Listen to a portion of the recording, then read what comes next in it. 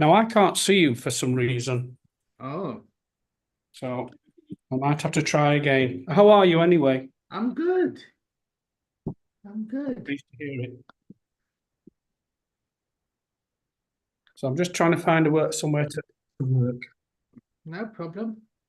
So there's Tony T, Vicky W, Tom M, Project 6. Yeah. Hello, how are you doing? I'm all right. How are you lot doing? Yeah, sound. Cool. And then we got Lisa. Hey, Lisa. Morning, David. Morning, guys. Are you? Do you have a private practice now, Lisa? No, Well, you're not Raw anymore, are you?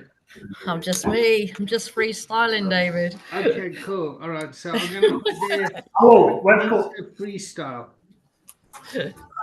Yeah, Lisa the freestyler at the moment. The nomad. Or whatever you wanna call me.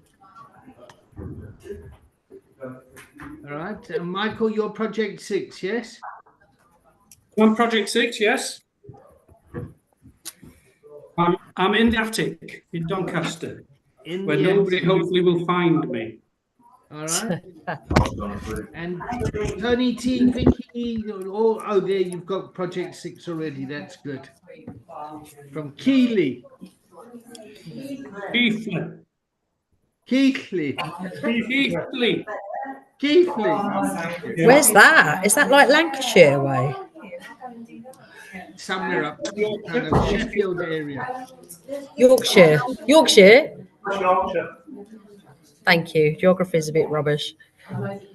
Bradford District, where Bradford Leeds, where. So you're looking great, Lisa. You're feeling relaxed. Oh, I don't know. Yeah, maybe but more than I was is probably a good way of putting it. So, yeah. When I saw you a couple of weeks ago, you Yeah. said you weren't as relaxed as you are now. So that's great. No. Good. Yes, definitely. All right. So it's 10:01. I had 20 people say they were going to come to this. And what are you going to do? Okay, there's Charlie from Hartlepool. If you were offering lunch, they'd have been here. Virtual lunch. Yes, why not? There's Charlie. Hi, Charlie. Charlie's most probably soothing his dog. He's freaking out from the fireworks. I am in an office, so I might have to be a little bit. That's right. They can't hear me or you, but Are you in an NHS office? I am. Okay, it looks NHS-y. What does that look like? Well, it's got the blinds, it's got the white Yeah. screen, the neon lights. Yeah. And then it's not a criticism. No. Just, There I it am. is. Hello, Charlie, you There beautiful. I am. It's like you're in workout mode. I'm just about to go to the gym after this, so I'm prepping now so I can get this done and off. Are you up to the new Charlie? I'm all right, mate. Good. All right. So let's start, everyone. Yeah. And Lisa, let's start with you. Let's start to. Hang on, come back to me because I'm gonna move where I No am. problem. No problem. All right. Let's ask Tony T to build the container. What am I doing? You're building the What am I doing? container, Tony. Checking in. Yes, please. Yeah, I'm all good, David. Thank you. Okay. Who are you tagging, Having a- Tony? Sorry, we're having some technical difficulties with the camera. That's okay. Oh, Lisa's in the booth. Oh, that's nice. That must feel quite cozy, Lisa. I feel confined. It's like a little blanket around me. Yeah, content. All right, do you want to check in now, Lisa, while we're waiting for the Keighley lot to sort themselves out. Keighley. Yeah, the Yorkshire lot. Yeah, I'm okay. I have consciously been trying to simplify my life lately. Recognizing it got a little bit messy, it was causing me a little bit of undue stress. So made some changes, and so far it's feeling quite positive. And yeah, I'm happy to be here. Yeah, all good. Right. Who are you tagging, Lisa? Let's tag Charlie. Thank you, Lisa. I am feeling excited and anxious. Is that a word?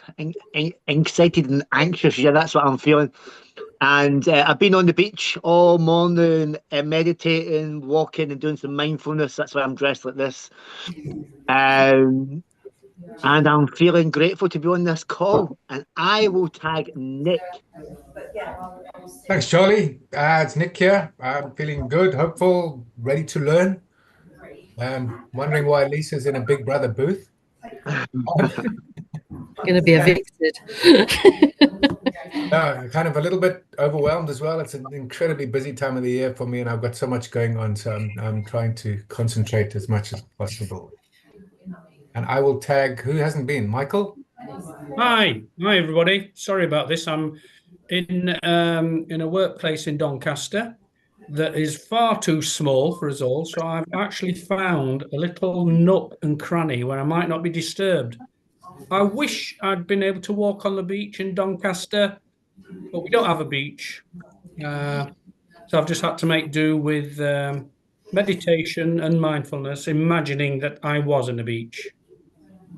So for all intents and purposes, I'm on a beach in sunny Doncaster, UK. Good to see you all. You too. Who are you tagging, Michael? Okay, Michael's tagging Tony. All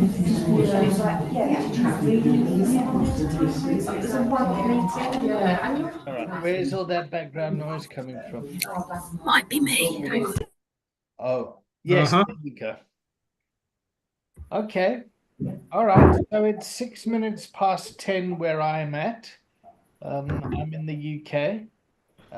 Nick, I imagine it must be 10, almost 7 minutes past 12 in SA, where you are. Yeah. Yep. And I'm assuming everyone else is in the UK. All right. And Justin, hey, there they all are. All right. Hello. All right. Do you guys want to check in quickly? I'm good. Yeah, we're all good here in Keighley. Yeah, good. Better than weather. So, Right. Okay. That was a real deep and meaningful check-in. Yeah, we're all right. Yeah. Okay. Good. Okay. it's cold this morning. I don't like cameras. That's okay. Okay. And to be fair, you can switch them off if you want. Don't switch them on or off. Keep them on. We want to see what you're up to. All right, keep them on. Okay, so let's just recontract what this container's about. So this container's a community of practice, and the idea is it's for coaches that have done the training and they want to practice as part of and be part of a community. Yep. So we've got Lisa the freestyler, Charlie's a freestyler, Nick's a freestyler as well. Is that correct, Nick? And Michael, Tony, Vicky, and Tom are all part of Project 6. Yeah. So, Yeah. so a community of practices for everyone to come here and to practice the art of coaching, particularly recovery coaching, in the context of recovery. Yeah. Yeah. Thursdays is for systemic wellness practitioners, which is where we use coaching to assist individuals that are working primarily in LEROs, lived experienced recovery organizations. and to use coaching as a skill set to help develop the individual with their role within the organization. Yep.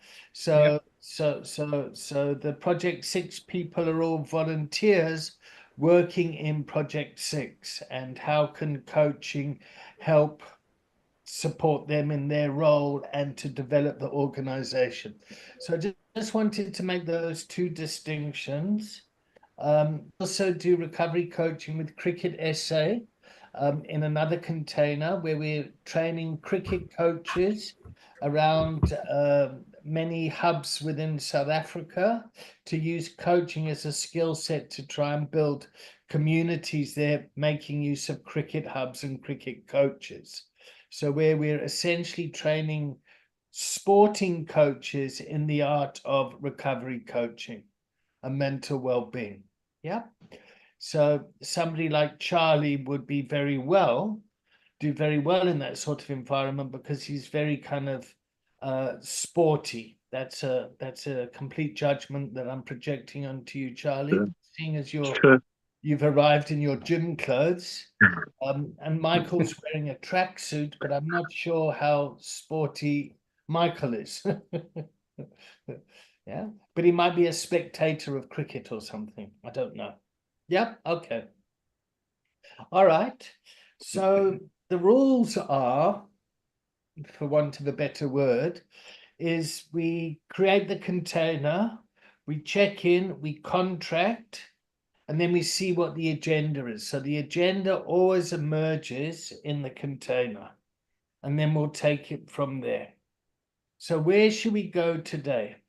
First of all, was there any accountability from last week? Was there any homework? Because we did an hour and then you guys broke off into breakout rooms and did one-on-one coaching. How did that work? Did that work? How did that go?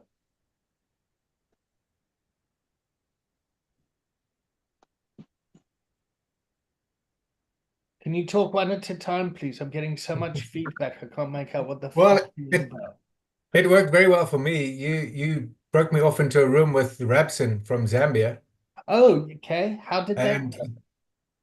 and he was delighted, and so was I. It just so happens that in my training with Nikki, I'd done some coaching with him, and then I needed some guidance from Nikki because it started to branch off from recovery coaching, which he didn't need. He is a qualified coach himself, and it started to branch into business coaching, and I've got a lot of business experience, so that was fine. And so I checked with Nikki as to how to do it, and so we did it with Rabson. And so what we did was we closed the container, closed the contract, opened up a new container and a new contract based on business. So with business, frapping was allowed because he was asking for advice, and I was giving some advice, but still asking an awful lot of questions to try and dig and delve with him. So you broke me off into the container last week, and it was wonderful to get feedback from Rabson because he'd had all this action plan, which we'd agreed to beforehand, which he acted upon, and it worked out brilliantly. He had to go and see his CEO, and I said, "Listen, you've got to be prepared that when you face your CEO with all these challenges that you've got, you might end up jobless." And he said, "That's fine." So he went to see his CEO, and he told her, the CEO, that he felt that he was undervalued, and they just weren't seeing him for what he could do, and that he felt he had so much more to offer, and he was underutilized, and all the rest of it. And she said, "Well, that's fine. There's obviously a conflict of interest here. So can I have your resignation, please?"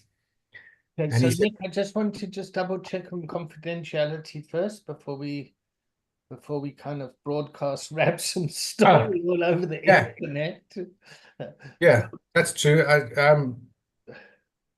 was hoping he'd be here too. He might still join us, and I don't." Yes, I hope so. Okay, so we'll leave it as is, Yeah. until Okay. he comes on. All right. Okay. And my assumption is he's going to be fine with it because he made a post about it. Yeah, he's more than fine. He is Yeah. flying. He's Yeah. flying. Yeah. So he left an old job and then got a new job, and his income has increased substantially. Yeah. Well, Yes. he left the job and now he started a business, basically. Yeah, great. Wonderful. Wonderful. Morning, Massimo. Good morning, David. Good morning, everybody. Cool. So welcome to the community of practice. Would you like to check in, Massimo? Yes, I'm checking in a bit rushed. And I was in another meeting and I was trying to get to finish at 11 or 10:30 and I didn't manage. Other than that, I'm good. I'm happy to be here. Okay, great. So we're just doing, first of all, I just did clarity around what a community of practice is, as opposed to the systemic wellness. Yeah, we just then did accountability, and I just checked how last week's class went as well, where we did an hour and then people broke off into breakout rooms, and we're trying to extrapolate kind of what we've learned from that. So Nick was talking, one of his coachee in the container decided to leave his organization and has gone on to a new role where he's self-employed and things have turned out well. They've also recontracted. Yep. So, okay, we need to look at our relationship. Let's recontract and go forward. So one of the things with coaching is you're always forwarding the action, deepening the learning. It's always forward focused. It sits in the realm of positive psychology and strengths based, as opposed to a deficit based conversation. Yeah. So it's speaking into people's strengths. Yeah. Nick, would you like to add anything? No. I've got a different subject when everyone else has had their say. Okay, cool. All right. So I'd like to go along this thread a bit. And Lisa, if I could cast some focus on you. Yeah.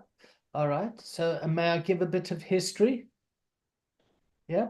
All right. So I'd met Lisa several months ago when she was working with an organization, a lived experience recovery organization, in the role of chairperson. Is that correct, Lisa?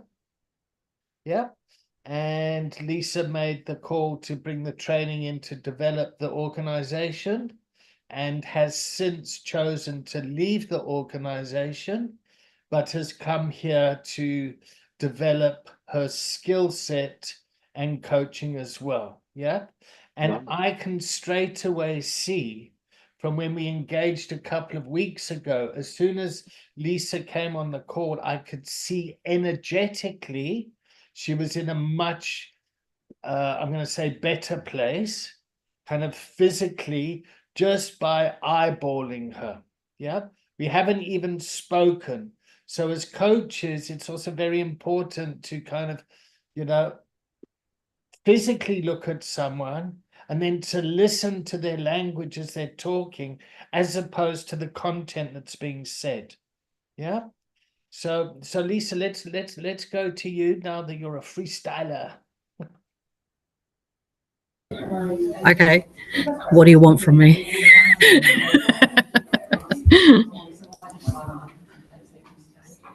I'm just curious about the if you could just tell us a bit about your kind of psychic journey.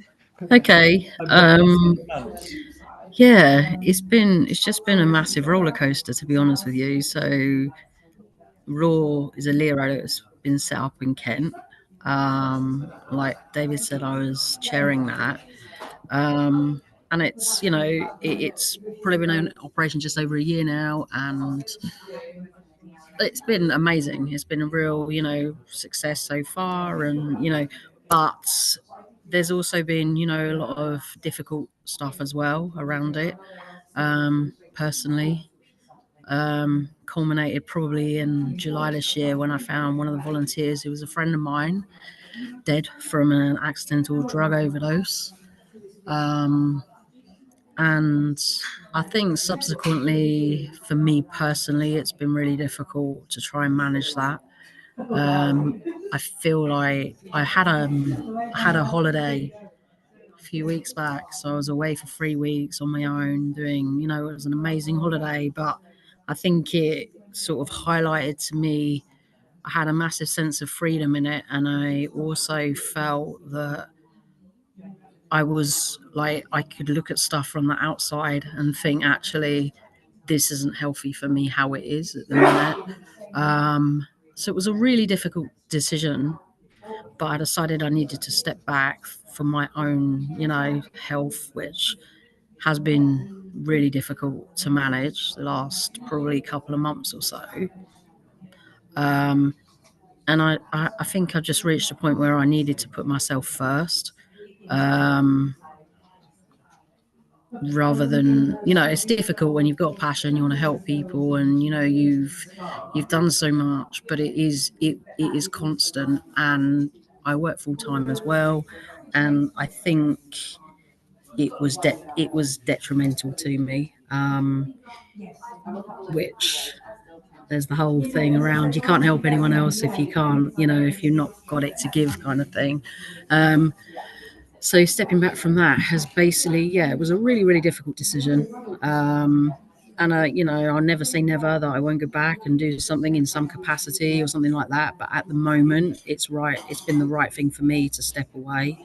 That was just one of the sort of decisions I made. There has been a few others, little things as well.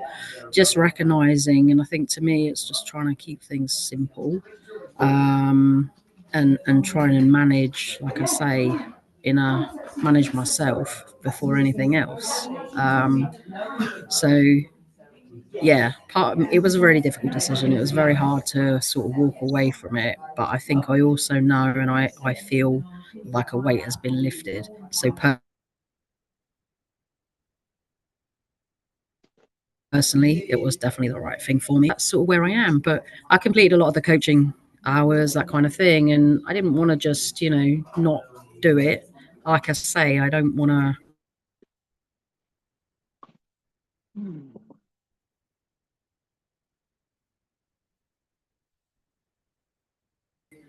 It's not like I'm shutting. It's focus on me, and sort of step away. And like I say, so far I feel much better for it. So that's sort of it in a nutshell. Fantastic. Okay. All right. So you're going, for example, you go and coach someone in an organization.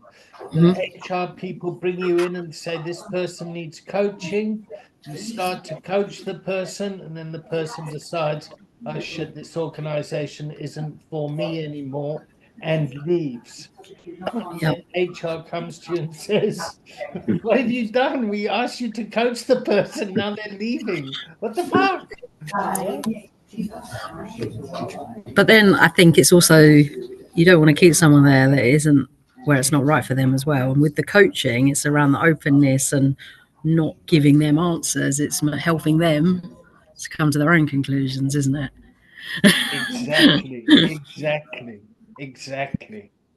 So as one, as a coach, you need to understand that you might get set up, and people might blame you for this, blame you for the dysfunction within the system that through your conversation you've highlighted. And that's going to be in the corporate space. It is exactly the same in the Lero space, or the charity space, or the community space. I think though that could be sort of managed with, like, especially in a corporate space, like the expectations of it and what coaching actually is. So if that was sort of shared at the outset, that it's not about, it's different to counselling, it's not the same kind of thing. I suppose it's setting the scene in the first place to make it, make sure it's right. Wonderful. In the right kind of. So at the contracting stage, to get clear around what coaching is and what it isn't. Okay. Which what Nick has done, he's kind of said, okay, we're no longer doing this now. We're now doing business coaching. All right. Nick, one thing I would just add to what you said. So when you're doing business coaching, You don't give advice. Yeah. But you can do business coaching and mentoring if you run your own business.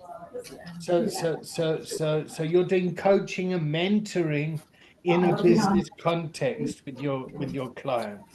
Yep. So I can go into a business, I can do business coaching with an executive or someone, but I don't necessarily have to know anything about the business. Yeah. So I can go and coach an accountant. Yeah. And I'm a million miles away from being an accountant, but I can speak to that accountant around the challenges that they have as an accountant and to support them in finding the solutions. Yep. Had I got a CFA myself and I was coaching and gave accounting advice, I'd then be moving to the place of mentor. Yep.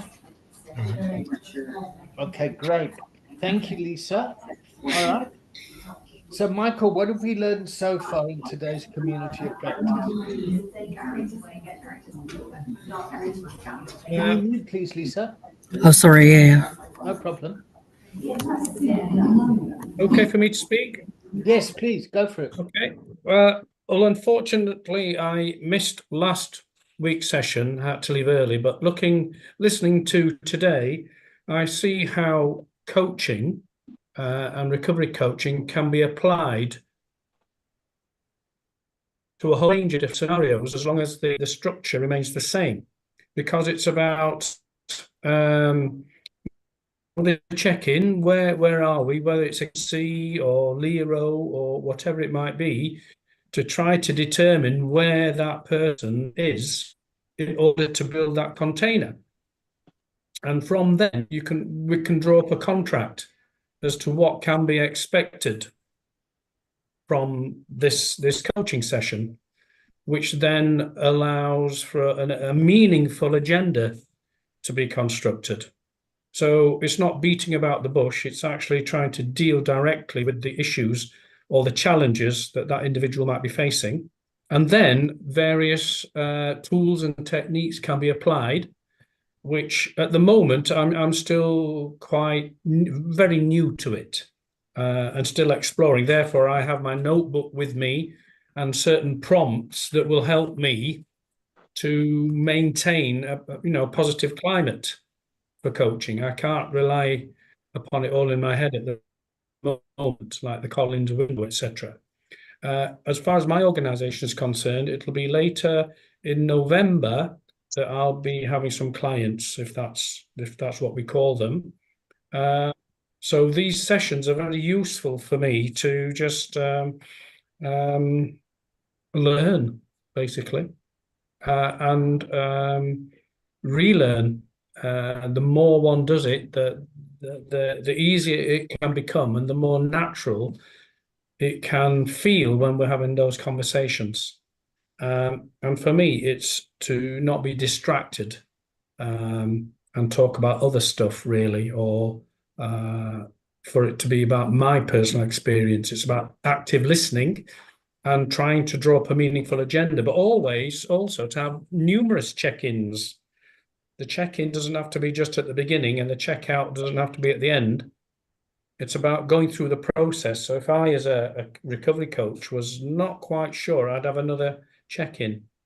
Fantastic. How are we feeling? How are we feeling about this at this moment?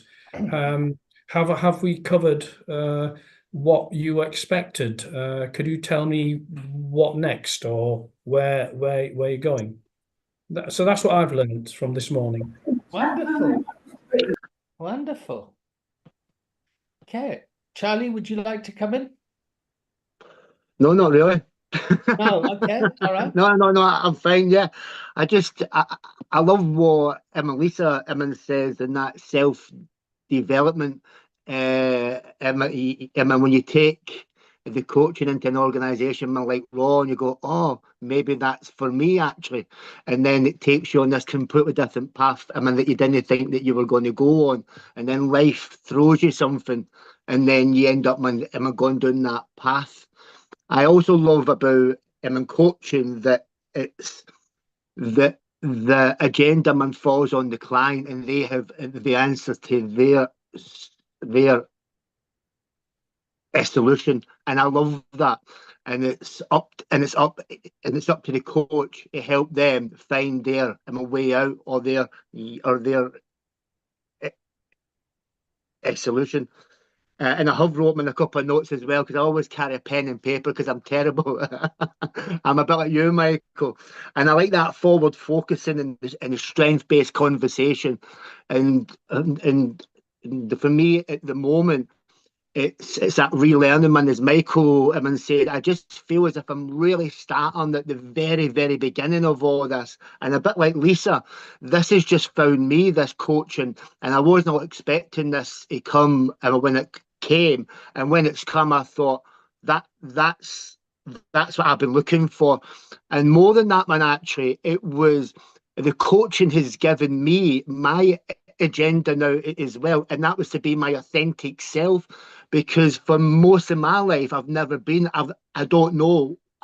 I'm learning now what an authentic Charlie is, and that being able to speak in a container, free and openly and transparent, has been an absolute game changer. It's been a game man changer, and yeah, and the relearning part, that's where I think I'm at. So yeah, David, thanks. Okay. Is it Michelle that's just come in? You're right now, you can talk. Hello? I'm here. Can you hear me? Yes, great. Would you like to check in? Yeah. I feel better than I did. I've been poorly. I've been a bit run down. I've been taking a lot on, but I'm starting to balance back. So, yeah, just try to get my groove back at the moment, David. But, yeah, I'm good. I feel better than I did. Yeah. Fantastic. It's lovely to see you here again. Yeah, you as well. Yeah. Yeah. How's it been since the training? What have you noticed? I've noticed a lot about myself. I'm questioning myself more, you know. I mean, I started bringing a lot of it anyway into my own personal life, but with being busy, with studying, it's sort of like brought me back to that place again, got me reflecting and, you know, looking at myself again and how I communicate with people. But yeah, it's always there niggling in my head, so I've started journaling again and getting back into swing of all that reflecting, because we've been so busy and it gets to an evening, I've been like, oh, can't be asked, can't be bothered, you know. So I've started getting back into it, because especially to help me jog my memory with stuff. But yeah, that's what I've started doing anyway since this course. And I've started integrating it a bit in with me studying. An essay that I'm doing on reflection. So yeah, it ties in a lot, David, with the counselling part of this degree that I'm doing. Yeah, like a person-centered approach, but accepting people through they are, letting them be, you know, not guiding, you know, when you're a client, you know, with a client, that relationship, but just being accepting of who they are. So your course has just, I think it's given me a lot of aha moments and made me realise which way I want to go with this coaching. So yeah, really enjoyed it, and yeah, it's making me question things again. That's what I love. It's like, I don't know, it's given me more of a boost and a drive, because it's made me realise it's definitely the approach I want to go with. Yeah. All right, great. Yeah. Let's move to Massimo. Massimo, are you understanding all the accents? Because I mean, I fucking struggle all the time from Charlie's accent going down to Yorkshire. Kent, I'm pretty familiar with, and then when we go to South Africa, I get it. but let's hear from Italy. Well, it takes an extra effort, but I guess it's the same for them to understand an Italian speaking in English. So yeah, it's challenging, but it's also beautiful, and it's very colorful.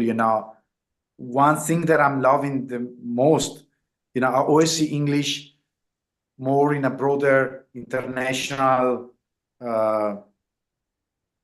view, and I see always like, okay, the Australians speak one way, the New Zealand speak another way, but I'm rediscovering completely the UK. I lived in London for 4 years, but in London you meet more Portuguese and Italians than you meet. So now to have the experience to have in these containers always people from all over the UK is beautiful, because I love the accents. It really makes me joyful, and sometimes challenged because I can't grab some of the words, but there's a lot of room for improvement for me. One of the improvements that you need to have on coaching is to listen. So it's good for me to two things, perhaps. One, to listen better what is being said, and the other side is not to get too obsessed with words, but hearing the person, not the words. So that's what comes up for me, What else, David? I'm not sure. I mean, just out of curiosity, in England, it seems as if every 25 miles the accent changes. I was just wondering if it's the same in Italy. Yeah, full on. Oh, okay. All right. I mean, So I don't that's- understand some of the people like 30 minutes away from me. Oh, They have okay. also different influences from different people. Like they might be Germanic from Bavaria, moved here, so they use some terms that I have no idea, or accent that I have no idea. Sometimes I don't understand my father because he's from a different generation. Yeah, I didn't understand my father because that was just a father-son childhood wound issue. Okay. Yeah. All right. So where should we take this community of practice today? What I would like to find out from you, David, is what you mean with community of practice. I know that there are different people from different backgrounds and different professions, and what comes to my mind is to create a hub. I don't know if that is the right term for this. So my thinking around it is a community of practice is where people come with the same skill set, with the same sort of learning and philosophy, and then come together in a community to talk about coaching and to improve that skill set. Yep. Whereas in the other containers, the coaches are representing an organization, and that organization is delivering on a strategy or a service. Yeah. So, for example, Lisa's come here today. She's no longer a chairperson of an organization, but she's now Lisa, the founder of Freestyle Coaching, for example. Yeah. Charlie's found himself like, oh fuck, coaching's landed at my feet. How do I take this and go forward? Yeah. And it's also a space that people can practice coaching to get their coaching hours. And now one of the challenges we've had as an organization is if each classroom coaches itself, it becomes quite boring. It's like, oh fuck, I've got to coach you again, Massimo. Yep. So just to bring diversity and to mix it up, I think is a great skill set. Yep. So if you were matched up with Tony, for example, and you had a coaching session, just culturally, the different languages would create some sort of resilience. Like, what the fuck are you talking about? All I know is you love a brew. Bloody hell, not that bad. Tony loves a brew. A brew's a cup of tea. Cup of tea. Cup of tea, yeah? Yeah. Oh, there we go. There's a question for you, Lisa. Could you tell me what freestyle coaching means and how it works? Freestyle coaching is a name that David has given to me this morning, so it's more of a That's because I'm not true, associated. Lisa. It's because I'm not associated with anyone now. I'm on my little lonesome.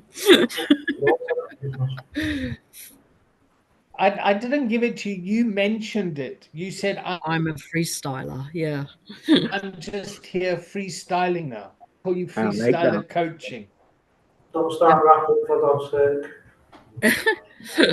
Freestyler, what like that? No, I'm not attached to any like organization or anything at the minute, whereas I was when I started this.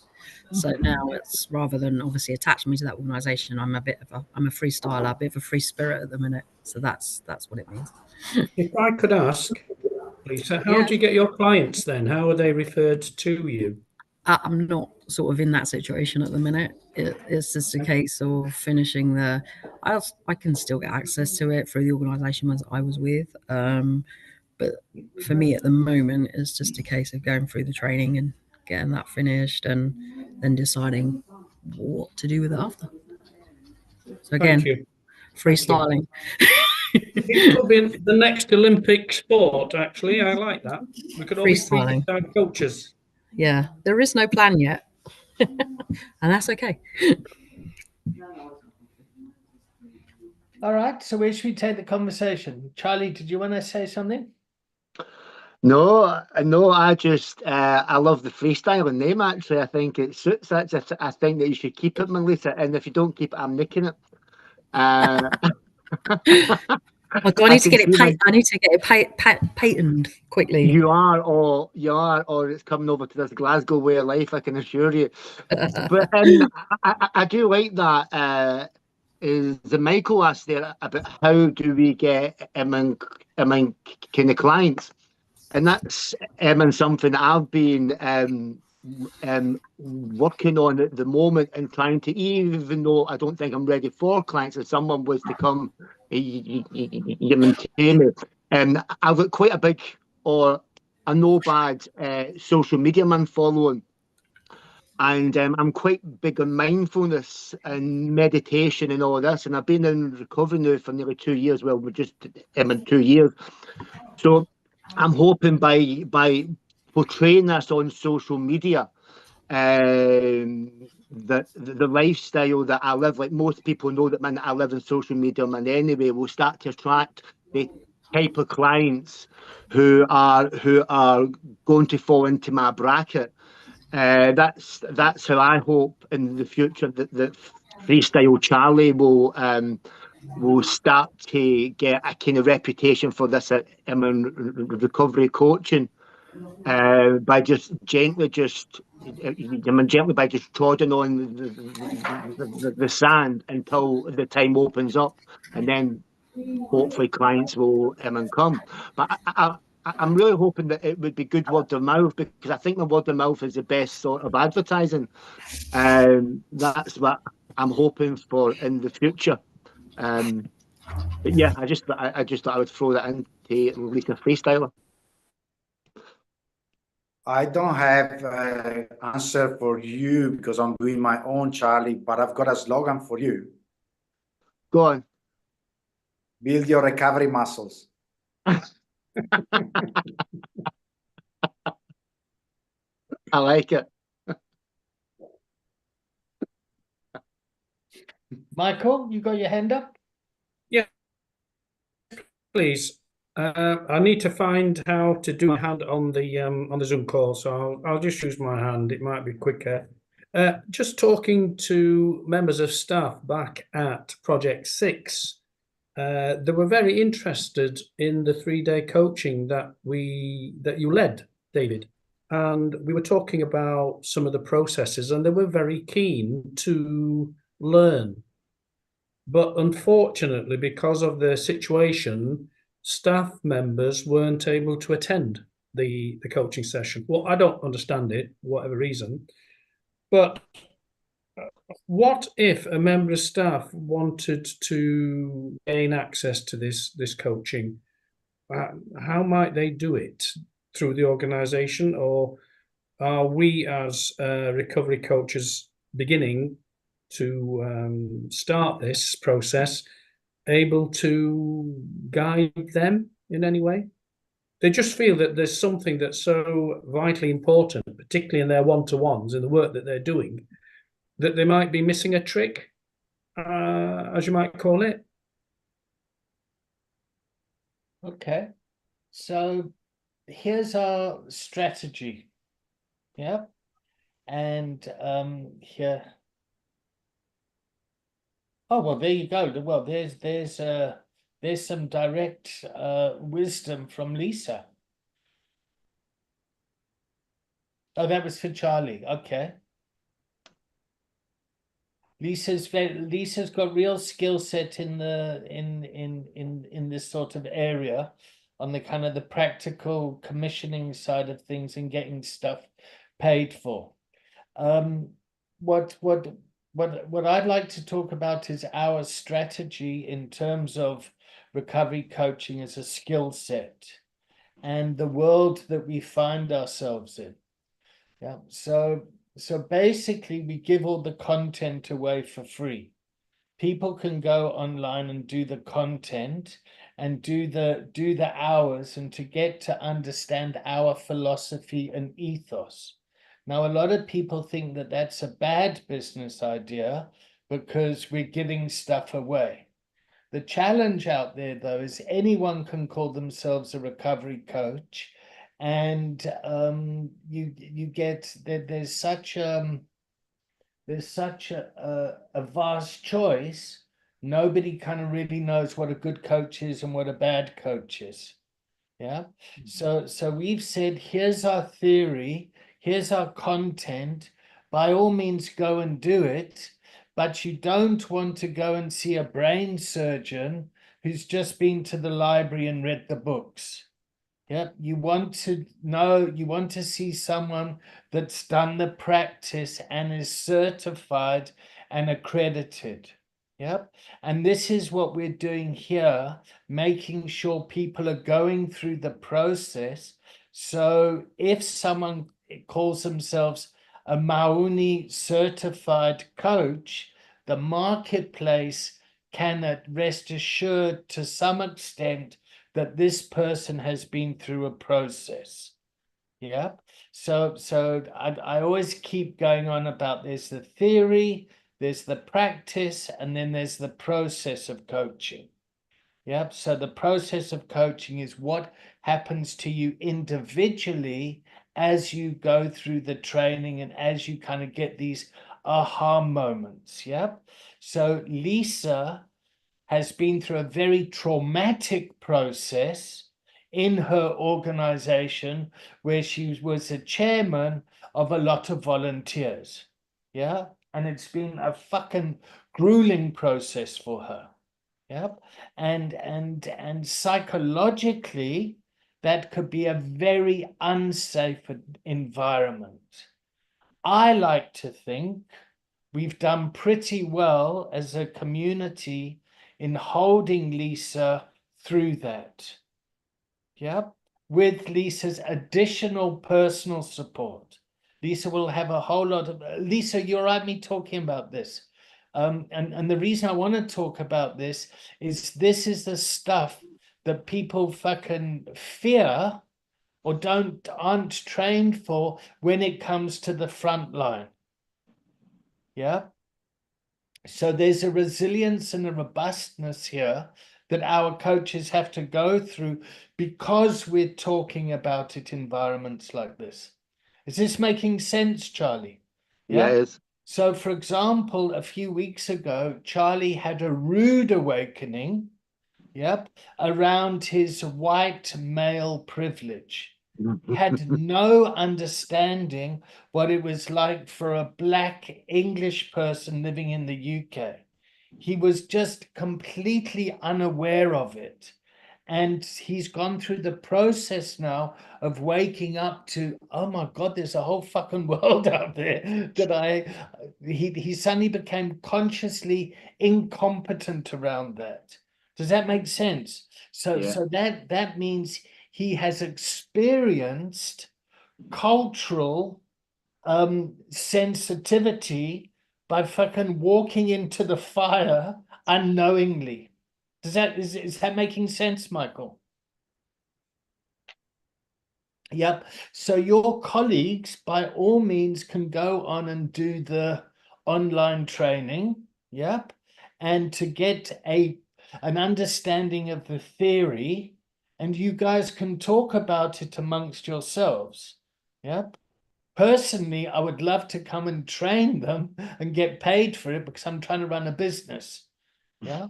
But whether that happens or not, they could get into the material, which is a bit like James from Lisa's lot or X lot. James was part of the Forward Trust, I think. Is that correct, Lisa? Yeah.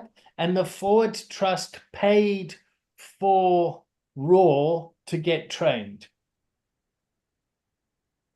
No. Just one Oh, is that anecdote. wrong?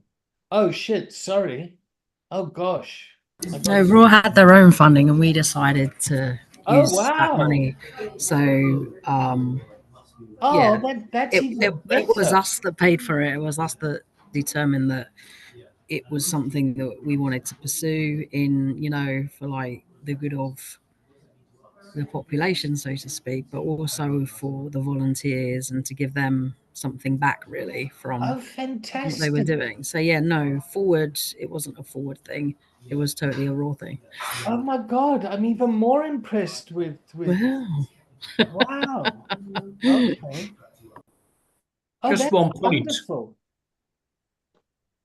Just one point I'd like to make, though, is that I could read a manual on how to drive a car, Exactly. but I certainly wouldn't drive it without having some practice and having somebody sitting next to me who knew what they were doing and had some control so I didn't crash, because we're dealing with people who can be very fragile and vulnerable. So it would need to be, in my opinion, somebody who could actually train them, who's got that experience, like yourself, David. Good Thank you. analogy. What was that, Charlie? That was a good analogy. Yeah. It's a great analogy. Nick, you're awfully quiet this week. You usually got lots to add. No, I'm listening. I'm listening intently. This is fascinating. What are you hearing? Just all the discussions about coaching. I'm fascinated with Lisa and her freestyling, which is kind of the route that I will be going on. I don't, I'm very an independent kind of person. I'm not going to be joining an organization. So I'll be marrying my coaching skills with my previous business experience in order to get out there on my own and be a coach and offer my services. So it's about marketing and branding yourself, I guess. And I'm just learning about all the pitfalls along the way. And yeah, there are. I'm also learning about the politics when you're in an organization, and having studied counseling before this, there's also going to be resistance to it. Hence, who was it? Michael talking about in the Project 6, and I know absolutely nothing about Project 6, but I'm assuming there are people there who have counseling skills or therapeutic skills, but not coaching skills. So now they don't know anything about it and perhaps resistant to it. So yeah, I'm a fly on the wall today. I'm listening very intently. Okay, great. Great. All right. Tony, Vicky, Michelle, and Tom. Tony, Vicky, Hello. Michelle, and... yeah, I mentioned all the names. That's right. Yeah. Hello. You hear us? Yeah, we can hear you. All right.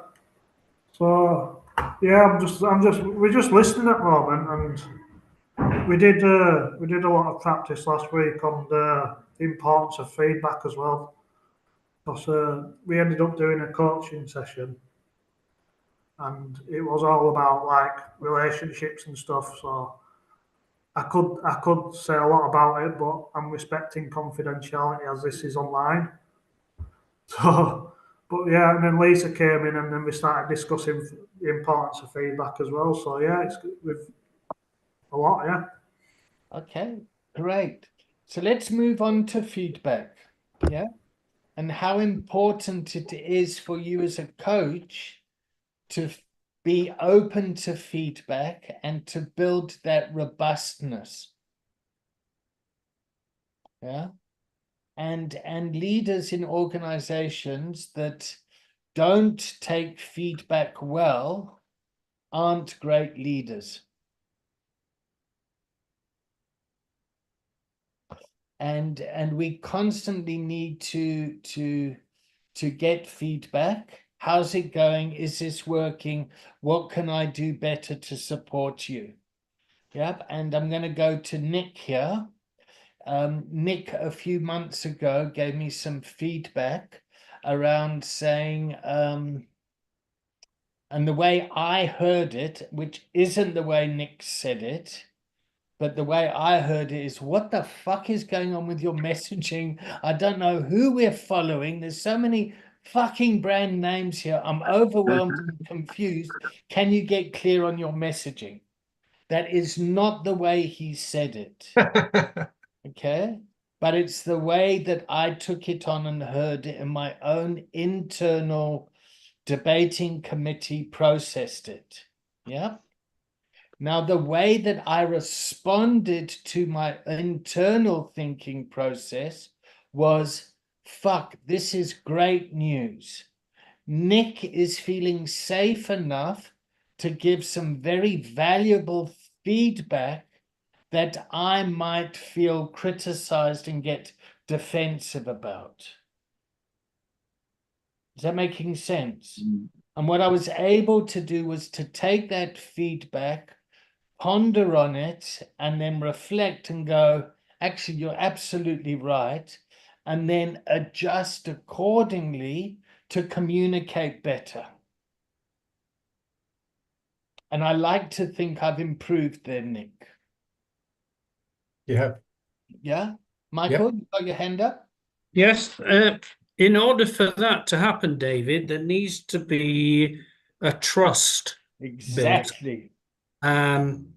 Because it depends who is giving the feedback, Exactly. what their intention is, Exactly. and where this whole piece fits. You know, is it business? Is it about mental health? Is it about addiction? So it very, very much depends upon the relationship and the trust that's built between the person giving the feedback and the recipient. That can only be built over a period of time, I feel. You're absolutely right. Yeah. And I just want to take this a little bit deeper. Is yesterday I got some feedback which basically said, David, stop posting so many videos. They're going to bite you in the ass. Yeah. And that was a result of really trying to take a risk and getting exposure on LinkedIn and to trying to use social media challenges. Yeah. And what came up for me is the video that I posted obviously impacted in a way. Yeah. And I was able to get the feedback as well. And then to sit on it. And then I started to think about, how does my personal response and how I show up in the outside world impact the organization and the training and what we're doing? Does that make sense? Mm-hmm. Like, coaching is a skill set that people can go off and coach. It's a set of tools. the way that I use those tools, yeah, might be completely different to the way somebody else uses those tools.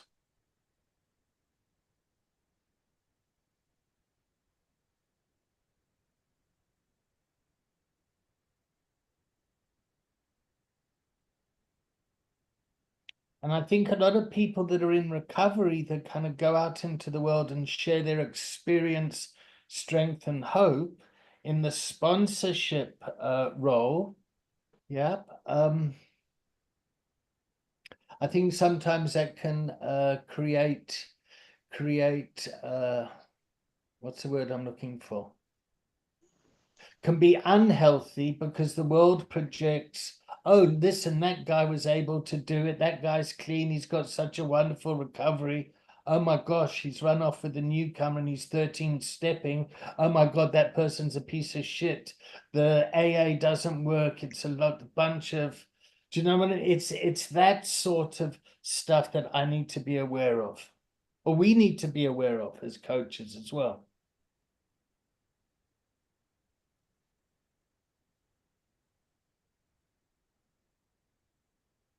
And the container's gone very quiet. I'm No, sorry, you can I'm- hear the drilling behind me. We've got workmen outside. Oh, that's Hope fine. it's- Michael. Go for it, Hope Nick. it's not annoying you. No, we can't hear it. Go for it, Nick. What were you going to say? I was just quiet because I'm kind of lost in thought because it's a fine line that we tread here, I think, as coaches. Very, very fine line. You know, when you're in a position of leadership, people are looking for strength. They're looking for absolute clarity. They're not looking for doubt. In this particular sense, people are also looking for hope. And they don't want to see weakness. And I'm saying it's a fine line because you know, it's difficult to marry that with running a business. You know, when you're running a business, you don't necessarily have to show your personal side and your fragilities, your insecurities, and all of that, because your workforce don't need to see that, even though you're a human, and you do have your anxieties and your weaknesses, but you know your employees don't really need to see that. I mean, we don't see the weak side of I don't know, Richard Branson or Elon Musk. You know, they're projected as winners and they're thick-skinned. They get an awful lot of criticism, but they take it on the chin and move on, and it doesn't affect them. They don't start going down a rabbit hole of negativity and insecurity as a result. Yet here, you know, we're on a level with our client. We're not trying to be above them in any way. And it's not even a question of being a captain of industry, being above your employees. You're with them and you're all moving together, but it is a fine line. And you've got to be very careful of ego. You've got to be very careful of being too fragile. And as I say, people are looking up to you for guidance, for help, for strength. You're not giving them guidance because we're not frapping, but they don't want to see you as a weak coach in any way. It's not going to give them, it's not going to inspire hope in them. In the slightest. Anyway, that's my tuppence worth. Okay. So again, just to remind when sharing the container to use I statements, yeah. I, first person, yeah. Yep, because the messaging I'm getting in the outside world is to bring my authentic self to leadership and to bring my authentic self to the coaching sessions. And when I show my vulnerability, it actually often helps and builds rapport and strengthens the organization. Yeah. However, a lot of people that aren't used to seeing vulnerability, particularly in white, straight, old male relationships, they can get freaked out by it. Yeah. So that's what I'm saying is that we walk a very fine line here. Yeah. Because we're dealing with people in distress. It's chaos. So I can use my lived experience, to say, I'm with you, because I was down that rabbit hole and I was so lost living in that chaos. But with these tools that I used, I'm now sitting in front of you in a position of absolute strength and confidence in my own path. Having used these, I don't know if I'm making myself clear, but if I'm sitting across from them saying I'm still uncertain about whether I'm actually a good coach or not, and I don't even know if I'm going to help you, it's like they're going to look at you and think, well, I don't know why I'm spending this money with you. It's like, yes, I was in a shit place. Those tools worked. You too can be in that place if we walk this journey together. Michael? Thank you, Nick. Very interesting, and for raising that. But I think, and I might be wrong, but a successful coach could actually act as a mirror. So rather than seeing a coach, they can actually see themselves reflected in the questions that are thrown back. So it doesn't particularly matter what my lived experience is, in that we're dealing with the client's challenges and issues. So once they're presented in the agenda, the coach can then reflect those questions back. Am I correct in thinking that you mean this? Could you just check it out? So then the client has to reflect and internalize. So they're seeing themselves possibly through the coach, through the coaching technique. So some of the greatest leaders, I suppose, were able to demonstrate their vulnerability. I wouldn't call it vulnerability. It would be their acceptance that they haven't got the answers right at this moment. And they will seek to find a solution. Because not everybody will have all the answers all the time. And nobody can be successful all the time. And a good leader can actually throw back an issue back to the client or back to the workforce to gauge their understanding. Because sometimes the questions that they ask or what they envision is happening may not always be correct. If I've made myself clear, not sure.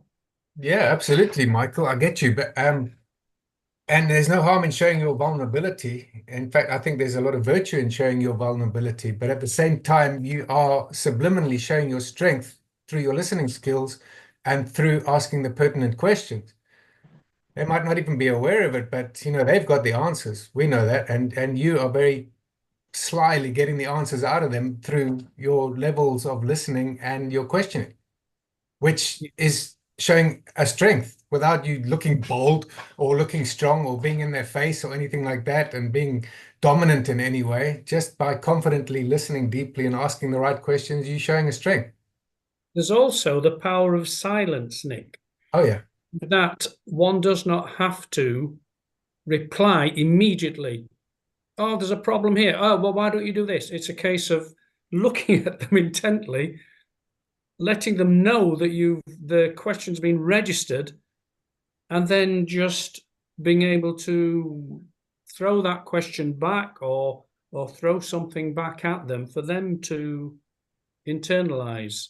Because sometimes people may think that a good leader is somebody who just quick fires, shoots back, and shows their dominance, whereas maybe the power of silence is also a very powerful technique. Absolutely. Lisa, you've had your hand up a while. Your arm must be sore. Yeah, for me, I think there isn't a one size fits all, and I think that's where we're all unique in this. We all have like something different to offer, and I think also something you said, it's around that the client isn't seeing you under duress; they're choosing to see you. So in some situation, like what they're gonna have sort of being authentically you is what has probably attracted them to you as well in a way. But again, I think it works differently for different individuals. And, Michael and I, maybe could be coaching the same person, and that person being coached could hate my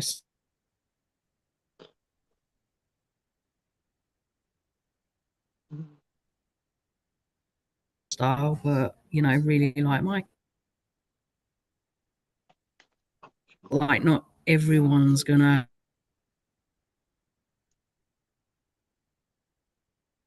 I'm struggling to hear you, Lisa. You're breaking up at times.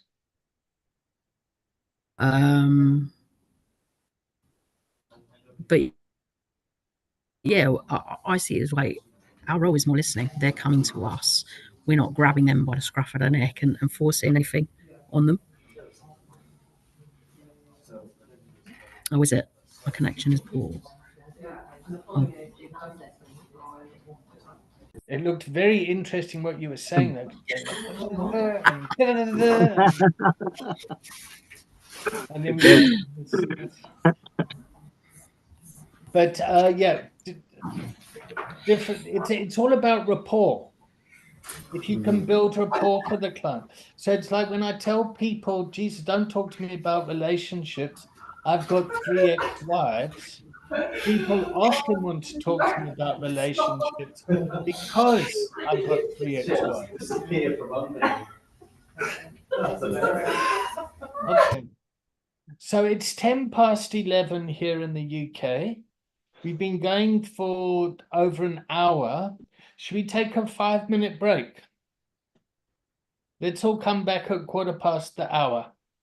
17 minutes past the hour. That gives Tony time to make a cup of tea and have a fag.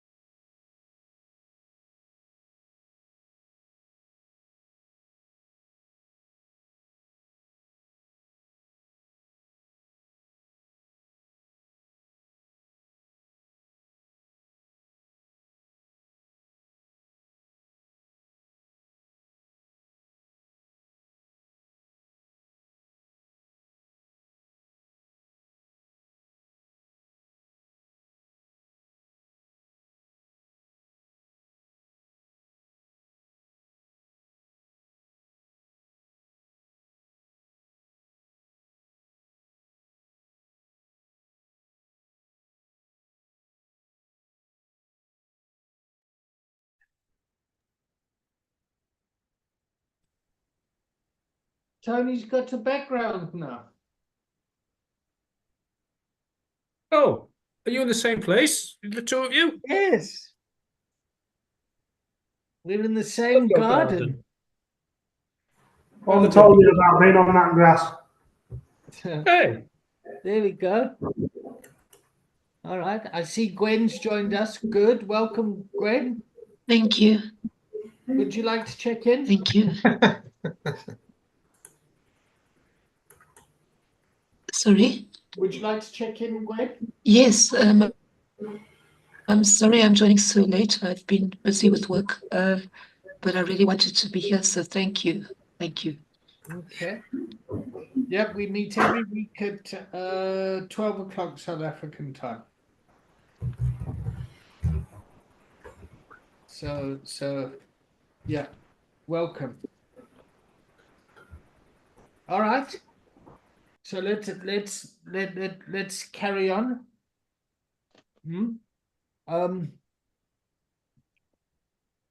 Do you lot want to break away and do some coaching amongst yourselves, or do you want to carry on as a group and then maybe break away at another time and catch up?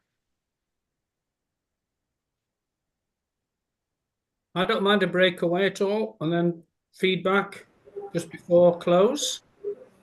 I don't know. The reason why I say that, David, is that because I don't really know some of my colleagues here, and it'd be lovely to get to know them if we're going to be working together. All right. We could discuss something very specific. All right. I think we'll do it as our own because it's 4 of us as well. So. All right. So Tony, you've got the 4 of you. Why don't you take your 4 off and go and coach, and then feed us back feedback next week? Okay. Yeah. See you later. All right. Do you guys want to check out? Yeah, very well, good. Thank you, David. Yeah, I'm good, thank you. I've enjoyed it. Yeah. I'll see you next week. All right, everyone. See you all next week. Yeah. Stay off the grass. Stay off the grass. Do that. All right. Cool. Stay off the grass in more ways than one, mate. Yep. There we go. All right. Lisa, are you back? Oh yeah, sorry. Yeah, I'm here. Just didn't have my camera on. I'm sitting here. Okay. A bit rusty, so I feel like I need a little bit of. You feel rusty. Okay. All right. So why are you okay to go off and be coached with someone? Yeah, I think so. But I'm a little bit clueless at this minute. I need to. All right. I feel freestyling is the answer at the moment for me. I'm a little bit trying to get my head back in the game. So. Okay. What you need, Lisa, is a recovery coach. All right. Oh, sell yourself to me, Michael.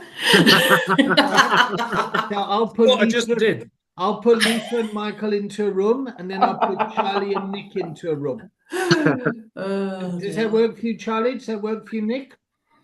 Yeah. And Yes. me, Massimo, and Gwen will stay here. Okay. And what then? We'll come back, will we, before the end, or? Yeah. Come back in half an hour. Lovely. Okay, cool. Great. How do we do this? Do I need to log off and back on? No. Just stay there. I'll stick you in a room now.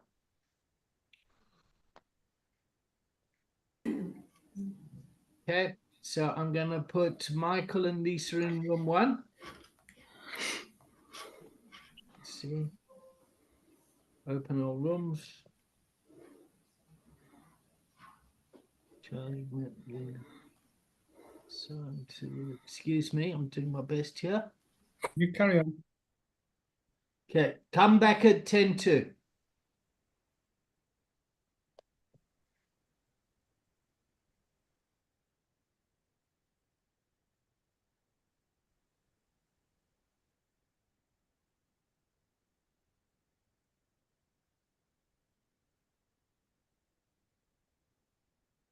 Charlie, you should move.